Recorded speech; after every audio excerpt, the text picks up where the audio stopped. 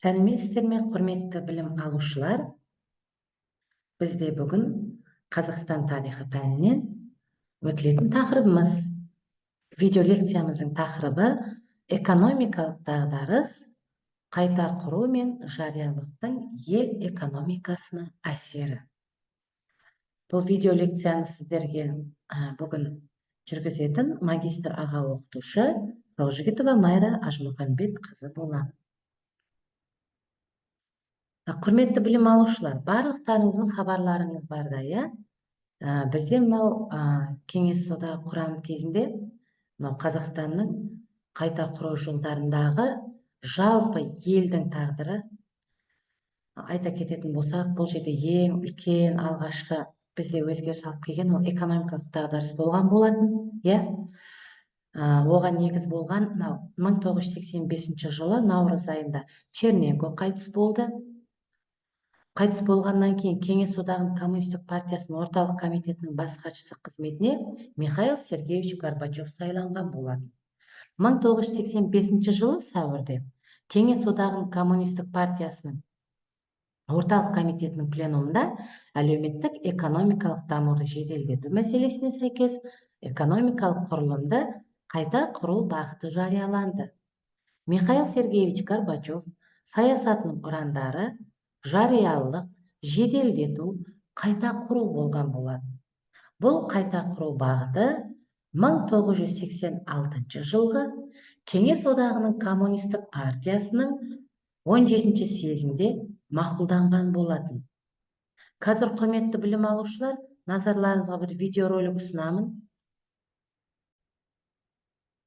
Қазақстандағы қайта құру саясаты кімнің есімімен тікелей байланысты? Михаил Горбачев қайта құру саясатын жүзеге асыру үшін қандай шаралар қолданды? КСРОда 80-ші жылдардың ортасына қарай қандай экономикалық жағдай қалыптасты? Мемлекетте демократияландыру саясатын жүргізудің Қазақстан үшін жағымды жақтары болды ма? Қайта құру бағытының нәтижесі қандай болды? КСРОның ыдырауына не себеп болды? Осы сұрақтарға жауап берейік.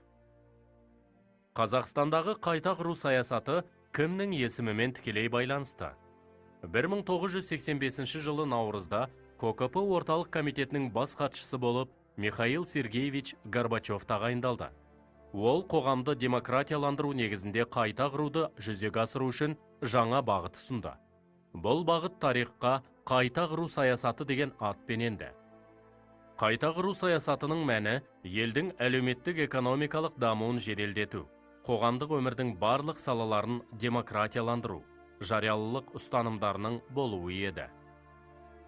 Михаил Горбачев қайта құру саясатын жүзеге асыру үшін қандай шаралар қолданды? Қайта құру бағыты 1986 жылғы КОКП-ның 27-ші съезінде мақұлданды. Сонымен партия елді жаңару бағытына бастауға міндет алды. Қайта құру ешқандай бағдарламасыз, ғылыми айқындамасы жүргізілді. Бұл бағыттың болжамдары көп болды. Қайта құру бағыты алғашқы кезден сәтсіздікке ұшырады. Бұған Мәскеуде Виктор Гришин, Ленинградта Григорий Романов, Қазақстанда Дінмұхамед Қонаев, Әзірбайжанда Гайдар Әлиев сияқты басшылар кінәлі деп шешілді. Осылайша, Михаил Горбачевтың қайта құру бағыты мемлекетті аса ірі дағдарыстан құтқара алмады. КСРОда 80-ші жылдардың ортасына қарай қандай экономикалық жағдай қалыптасты? Экономикалық бағытты дамыту міндеті Ресей қаржыгері КСРО министрлер кеңесінің көмекшісі қызметін атқарған Леонид Абалкинге жүктелді. Енді КСРО экономикасының нарықтық экономикаға көшіруді мақсат еткен 500 күн атты бағдарлама қабылданды. 1989 жылы барлық сатып алу тауарларына карточкалық жүйе енгізілді. Бұл қомақты қаржыны жоғалтуға соқтырып, экономикада гиперинфляция орын алды. Жоспарлы экономикаға нарықтық жүйені енгізу шарасы сәтсіз аяқталып, керісінше дағдарысқа әкеліп соқты. Мемлекетте демократияландыру саясатын жүргізудің Қазақстан үшін жағымды жақтары болды ма? Қазақстандағы қайта құру саясатына ашық қарсылық білдірген кеңестік жүйенің оппоненттері партия басшылығына наразылықтарын білдіріп, ашық шерулерге шығып отырды. Көптеген саяси партиялар құрылып, КСРОда ұлтаралық қақтығыстар басталды. Оған мысал ретінде желтоқсан көтерілісі, Невада Семей қозғалысын алуға болады. Қайта құру бағытының нәтижесі қандай болды? Михаил Горбачев орталық комитеттің бас хатшысы қызметінен бас тартты да КОКП-ға өзін өзі таратуды ұсынды. КСРОның ыдырауына не себеп болды? Бірінші себеп КСРОның экономикалық жағдайына әсер еткен жаппай әскери қарулану әрекеті. Екінші себеп экономиканың техникалық жағынан артта қалуы. Үшінші себеп КСРОда ұлтаралық қақтығыстардың орын алуы. Билік ұлттық мәселені шешуде дәрменсіз екенін көрсетті. Төртінші себеп орталық пен жекелеген республикалар арасындағы байланыстың үзілуі. Бесінші себеп КСРО құрамындағы мемлекеттердің одақтан шығатындары туралы мәлімдеп, тәуелсіздік алуға ұмтылуы. КСРОның ыдырауына қайта құру бағыты кезеңіндегі сәтсіз реформалар өз әсерін тигізді деп қорытындылауға болады.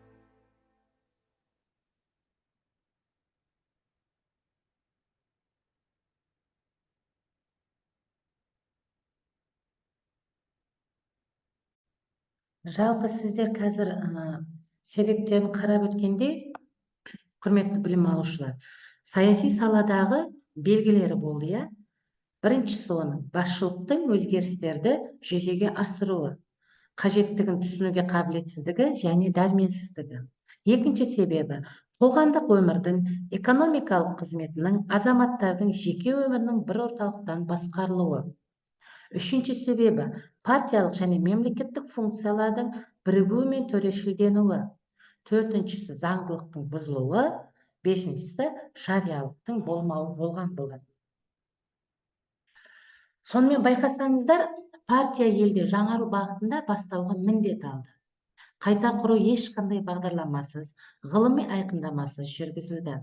Бұл бағыттың қияли болжамдары көп болды. Қайта құру бағыты алғашқы кезден бастап сәтсіздікке ұшырай бастаған болатын. Бұған Москвада Гришин, Ленинградта Романов, Қазақстанда Қонаев, Әзербайжанда Алиев сияқты басшылар кінәлі деп шешілді. Қайта құру бағыты мемлекетті сол кезде алғышартты қалыптасқан аса ірі дағдарыстан құтқара алмады. Қоғамдағы жағдай күннен күнге қиындай берді. Қайта құру бағытының қарама қайшылығы 1987 жылы қаңтар айында болып өткен Кеңес одағының коммунистік партиясының орталық комитетінің пленумында қайта құру және партияның кадр саясаты туралы мәселе талқыланды. Қаулының кемшіліктері дағдарыстың нақты себептерін көрсете алмады. Жаппай өзгерістердің символына айналып, сөз жүзінде ғана салтанат құрды. 1987 жылғы маусым пленумы басқару ісін түбірлі қайта құру мәселелеріне арналды. Пленум әзірлеген құжаттар негізінде мемлекеттік кәсіпорын туралы заң қабылданды. Бұл заңда товар, ақша қатынастарының рөлі айқындалды. Мемлекеттік кәсіпорындар дербес товар өндірушілер ретінде қарастырылды. Шаруашылықты жүргізудің экономикалық әдістерін меңгеруге, көшіруге негіз жасалды. Ұзақ мерзімді жоспарлау орнына мемлекеттік тапсырыстар жүйесі енгізілді. Алайда бұл шаралар іске асырылмады. Қоғамның саяси құрылымын жаңғыртпайынша, шаруашылықты жүргізудің жаңа әдістері нәтиже бермейтіндігі айқын болды. Халық шаруашылығындағы жағдай ауырлай түсті. Дүкен сөрелерінен күнделікті тұтынатын товарлар жоғала бастады. Азық-түлік түрлері нашарлады. 1988 жылғы маусым айында болған Кеңес одағының коммунистік партиясының 19-шы бүкіл одақтық конференцияда қоғамның әлеуметтік экономикалық жүйесіне талдау жасалып, мынандай шешімдер қабылдады. Саяси жүйеге реформа жүргізбейінше әлеуметтік экономикалық өзгерістер жасау мүмкін еместігін мойындау. Демократияландыру және жариялылық, төрешілдікке қарсы күрес, халықтық реформа жүргізу, әлеуметтік әділеттік ұстанымдарын жүзеге асыру. Осыдан кейін қайта құруды жүргізуші үшін ең алдымен саяси жүйеге реформа енгізу керек болды. 80-ші жылдарға қарай халық шаруашылығын жоспарланудағы және өндіргіш күштерді орналастырудағы әміршіл әкімшіл жүйенің жіберген кемшіліктері мен қайшылықтарының нәтижесі тоқырау құбылыстарын туғызды. Республика шикізат көзі ретінде қала берді. Рухани идеологияның өмірде отарлау жүйесінің толық ықпалында болды. Ғылым мен ағарту саласын қаржыландырудың қалдықты ұстанымы сақталды. Ұлттық мәдениет, салт дәстүрлер, тіл өте ауыр жағдайға тірелді. Тек қана 1954-1986 жылдар аралығында қазақ тілінде білім беретін 600-ге жуық мектеп жабылды. Қазақ тілінің қолдану аясы өте ауыр, өте тарылды. Сол кезде билікте отырғандарды тіл тағдыры толғандырмады. Аса маңызды мәселелердің барлығы тек Москвада ғана шешіліп отырды. Республикалар егемендігі сөз жүзінде ғана болды. Қазақстан партия басшысы Қонаев өз жұмысында көптеген кемшіліктерге жол берді. Қонаевтың өзіне республика халықтарының арасында табынушылық пайда болды. Оның маңындағылар республикадағы күрделі әлеуметтік экономикалық, рухани, экологиялық жағдайларға немқұрайлы қарады. Сонымен құрметті білім алушылар, барлық себептеріне, салдарына мән беріп қарасаңыздар, біздің елімізде, яғни кеңестік уақытта Қазақстан елінің жағдайы экономикалық дағдарыс бола бастағаннан ауырлай түскен болатын. Әрине бұл айта кететін жайттың бір өте ауыр бөлшегі болып табылады. Неге? Себебі ол экономикалық дағдарыс деген елдің экономикасына өте ауыр өзінің бір ізін қалдыратын дағдарыстың бірі болған болатын. Қазір назарларыңызға тағы бір видеолекция ұсынайын, видеоролик. Осы видеороликті қарағаннан кейін ары қарай біз видеолекциямыз тақырыбын жалғастыратын боламыз. Оқиғалармен есте қалды. Невада-Семей қозғалысының мақсаты қандай? Невада-Семей қозғалысы немен аяқталды? Бұл қозғалыстан өзге қоғамдық қайшылықты туғызған көтерілістер болды ма? Жаңаөзен оқиғасынан бөлек арнайы талаптар қойған ереуілдер болды ма?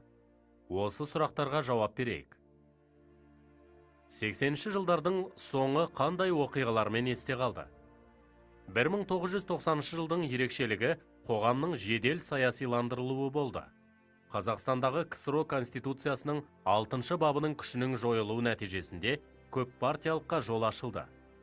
Демократиялық үдерістер 80-ші жылдардың соңында одақтас республикаларда пісіп жетілді.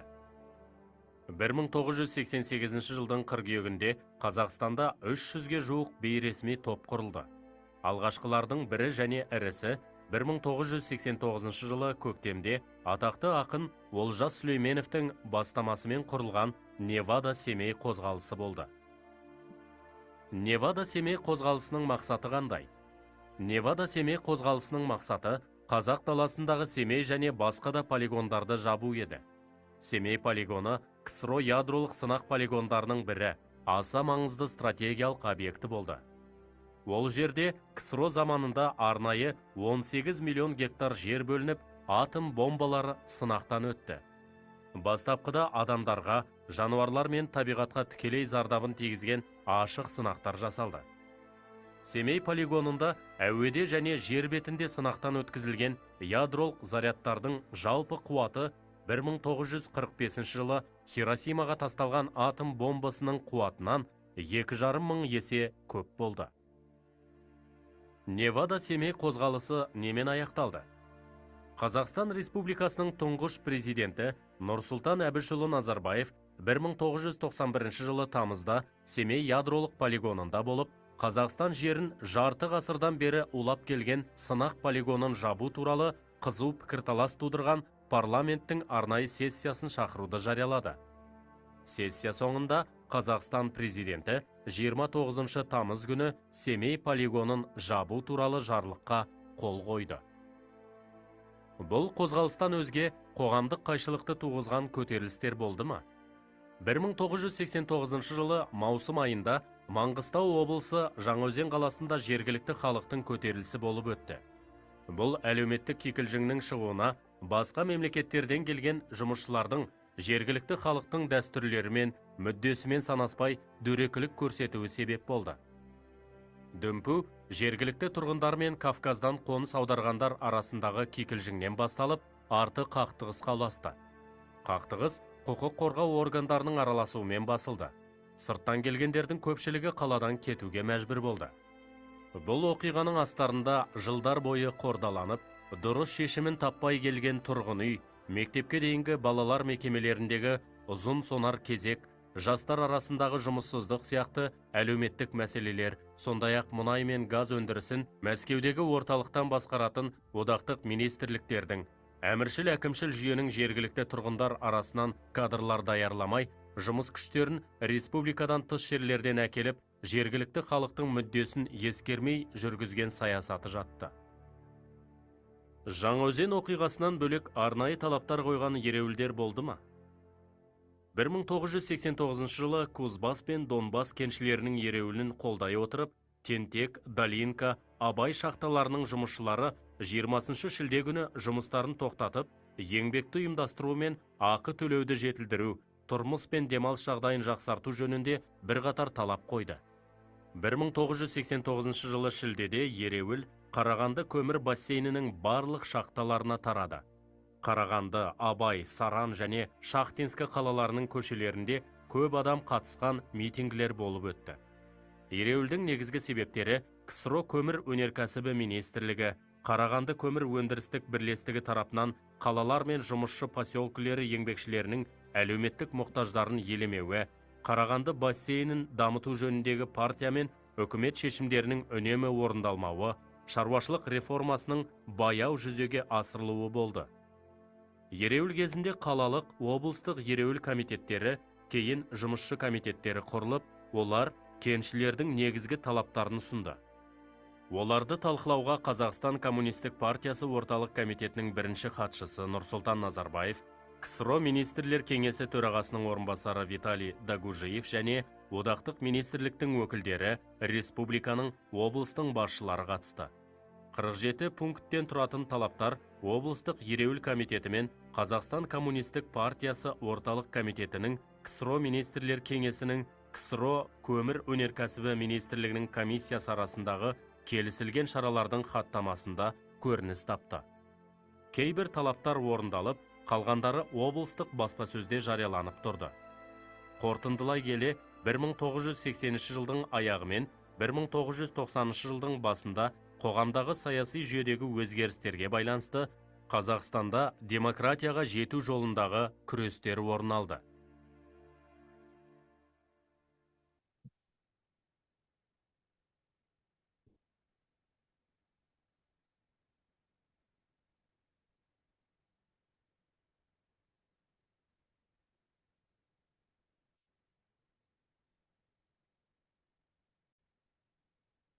Жалпы жаңа видеороликтен қарағандарыңыздай, құрметті білім алушылар, біздің елімізде осы қайта құру жылдары, мынау КСРО-ның ыдырап, КСРО құрамындағы мемлекеттердің, яғни елдердің тәуелсіздік алуына алып келген болатын. Осыдан өзіміздегі бірден бір болған оқиға, ол 1986 жылғы желтоқсан оқиғасына орталықтың өктемдік әрекеттері мен демократиялық принциптер арасындағы қайшылықтар және шовинистік саясат, қалыптасқан жағдайлар наразылықтың негізгі себептері болды.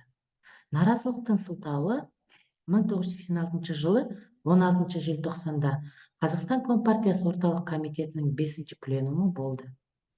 Пленумда Разумовский ұсынысымен Қазақстанды көп уақыт бойы басқарған Қонаевты орнынан босатып, мемлекет басшылығына республика халқына бейтаныс Ульяновск облысы партия комитетінің бірінші хатшысы болған Колбинді тағайындаған болатын. Ел басшылығының ауыстырылуына арналған бұл пленум 18 минутқа ғана созылды. Орталықтың бұл әрекеті барып тұрған саяси қателік және қазақ халқының мүддесін мүлде елемегендігі болғанын көрсеткен болатын. 1989 жылы мамыр-маусым айларында КСРО халық депутаттарының бірінші съезі өтті. Бұрынғы жылдардан өзгешелігі съезде саясаттағы, экономикадағы және қоғамдағы өмірдің әлеуметтік рухани салаларындағы жағдайларға өткір сыни және табанды талдау жасалып, кеңес қоғамына төнген дағдарыстың себептерін іздеу әрекеттері жасалынған болатын. Съезд барлық дәрежедегі партиялық және мемлекеттік органдар қызметінің арасын ажырату мәселесіне арнайы тоқталды. Бұл съезден кейін Компартияның билігі өз беделінен айырыла бастады. Горбачев бастаған партия басшыларының Лихачев, Сломенцев тағы басқа қызметіне сын айтылу көбейді. Партиямен қатар комсомол, кәсіподақ қызметтері де үздіксіз сыналды. КСРО халық депутаттарының бірінші съезінде жаңа одақтық келісім шарттарын жасау мәселесі қарастырылған болатын. Бірқатар одақтас республикаларда егемендік туралы декларация қабылданды. 1990 жылы 25 қазанда Қазақстан өзінің мемлекеттік егемендігі туралы декларация жарияланды. КСРО басшыларының шындықты бағалап, түсінуге қабілетсіздігі, республика халықтарының ыңғайына барғысы келмеуі олардың беделін түсірді. Ресей Федерациясы да өзінің егемендігін жариялады. Ресей КСРОның бел омыртқасы болып есептелгендіктен бұл кеңес жүйесіне берілген өте ірі соққы болды. Соған қарамастан, КСРОның болашағы туралы мәселе түпкілікті шешілмей, ол ірі ел ретінде тіршілік ете берді. 80-ші жылдардың аяғына қарай демократиялық процестің жандануына байланысты Қазақ КСР-сінде қоғамдық ұйымдар құрыла бастады. 1989 жылдың көктемде Қазақстанда алғаш болып Невада Семей экологиялық қозғалысы құрылған болатын. Бұл қозғалыстың лидері ақын барлықтарыңызға белгілі Олжас Сүлейменов болған болатын. Қозғалыстың мақсаты республика жеріндегі Семей және басқа полигондарды жабу, полигон зардабын шеккен халыққа көмек көрсету болатын. Қозғалыс төрағасы Олжас Сүлейменов пен қоғам қайраткері Мұхтар Шахановтың бастамасымен Балқаш және Арал проблемалары бойынша комитет құрылды. Комитеттің негізгі мақсаты Арал төңірегіндегі экологиялық апаттың зардабын шеккендерге көмек беру болатын. Бұдан да басқа Қазақстанда Азамат, Ақиқат, Қазақ тілі, мұсылман әйелдері лигасы сияқты қоғамдық саяси қозғалыстар құрылған болатын. Жалпы қорытындылай келе айтатын болсақ, 1990 жылы Компартия мүшелері 42%-ға өз еркімен партия қатарынан шықты. Осы жылы партия мүшелерінің қатары 49 мыңға кеміді. 90-шы жылдардың басына қарай Қазақстанда бұрын патша үкіметін жазалаушы күші болған қазақтар ұйымы пайда болды. 1991 жылы 15 қыркүйекте Орал қаласында қазақтар патша үкіметіне қызмет етуін 400 жылдығымен мерекелеуге шешім қабылдады. Бұл жылдығында қазақ халқының ұлттық мүддесін санаспағандықтың дәлелі болған болатын. Азат, желтоқсан, парасат қозғалыстары бұл әрекетке ашық түрде қарсы шықты. Жаппай қақтығысқа ұласа жаздаған бұл әрекет жоғарыда аталған қозғалыстар мен құқық қорғау органдарының араласуымен тоқталды. Кез келген қоғамдық ұйымдардың абайсыз іс-әрекеттері үлкен қасіретке айналуы мүмкін екендігіне Оралдағы оқиғалар тағы да көз жеткізген болатын. Құрметті білім алушылар, бүгінгі біздің тақырыбымыз, видео лекциямыз осымен аяқталды. Сабақты қорытындылай келе, біз өз тәуелсіздігімізді алдық. Өз тәуелсіздігімізді алуға осындай жолдар, осындай себептер болды. Міне бүгінгі таңда біз тәуелсіз мемлекет болып өмір сүрудеміз. Енді алдағы мақсатымыз жарқын ғұмыр кешіп, саналы ұрпақ болып шығуымыз, ол сіздердің келешектегі еңбектеріңіз болып табылады. Назар қойып тыңдағандарыңызға рахмет. Құрметті білім алушылар, енді әрине алда тәуелсіз мемлекет, бұл әлемге танымал дамыған елдердің қатарына қосылу біздің мақсатымыз. Қош, сау болыңыздар.